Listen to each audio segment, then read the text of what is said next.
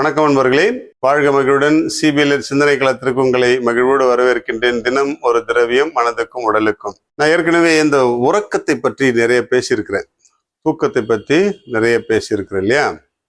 ஒரு நண்பர் என்னோட உரையாடி கொண்டு இருக்கும்போது ஒரு கேள்வி கேட்டார். படுத்த தூக்கம் வர மாட்டேங்குது, ரொம்ப நேரம் ஆகுது நான் படுக்கிறதுக்கு தூங்குறதுக்கு. சிலர்லாம் படுத்தோன்னு தூங்கிடுறாங்க, நீங்க கூட சொல்லியிருக்கீங்க படுத்தோன்னு தூங்கிடுவேன்னு சொல்லியிருக்கீங்களா, அது எப்படி அப்படி சொல்லிட்டு.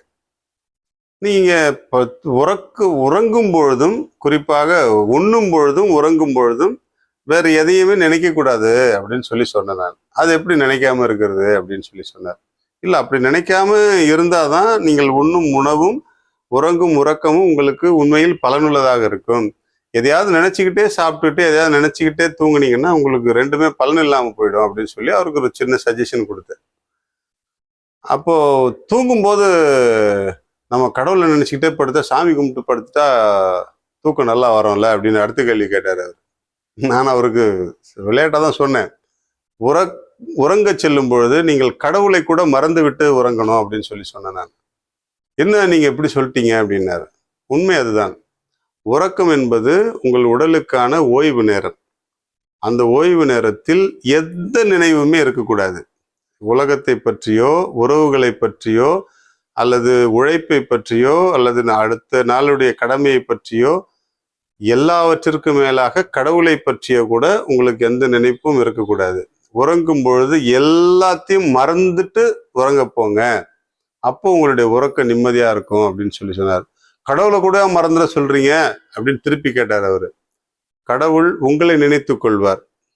நீங்கள் உறங்கும் பொழுது கடவுள் உங்களை நினைத்து கொள்வார், அவர் உங்களை பார்த்து கொள்வார். நீங்கள் ஏன் அவரை தொந்தரவு செய்கிறீர்கள்? அவர் உங்களுக்கு ஓய்வு கிடைக்க வேண்டும் என்பதற்காக தான் உறக்கத்தின் நேரத்தையே கொடுத்திருக்கிறார். அதன் பிறகு நீங்கள் ஏன் அவரை தொந்தரவு செய்ய வேண்டும்? அவர் உங்களை பார்த்து கொள்வார் என்ற நம்பிக்கையை பெற்றுக்கொண்டு உறங்க செல்லுங்கள் என்று சொன்னேன். நல்லாதான் இருக்கு அப்படின்னு சொன்னார். உண்மை அதுதான். உறங்கும் பொழுது நீங்கள் கடவுளை கூட மறந்துவிட்டு உறங்குங்கள். நிறைய பேர் இது கொஞ்சம் நாத்திகமான பேச்சா அப்படின்னு சொல்லலாம். இல்லை, கடவுள் உங்களை பார்த்து கொண்டிருக்கிறார், அவர் உங்களை பார்த்துக்குவார். நீங்க தூங்கும் பொழுது அவர் உங்களை நல்லா பார்த்துக்குவார் என்ற நம்பிக்கையை பெற்றுக்கொண்டு நீங்க கடவுளை மறந்து விட்டு தூங்குங்கள், அவர் உங்களை நினைத்து கொண்டிருப்பார். இதுதான் உண்மை. எனவே உண்ணும் பொழுதும் உறங்கும்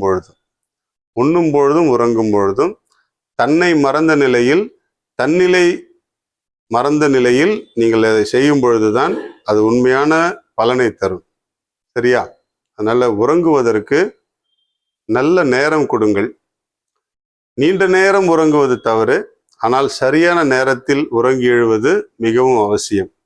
எனவே உறங்கும் நேரம் நம்முடைய உற்சாகத்தின் நேரம் என்பதை மறக்காமல் நன்றாக உறங்குங்கள். உறங்கும் பொழுது எதையுமே நினைக்கக்கூடாது. எல்லாத்தையும் மறந்துட்டு உறங்குங்க.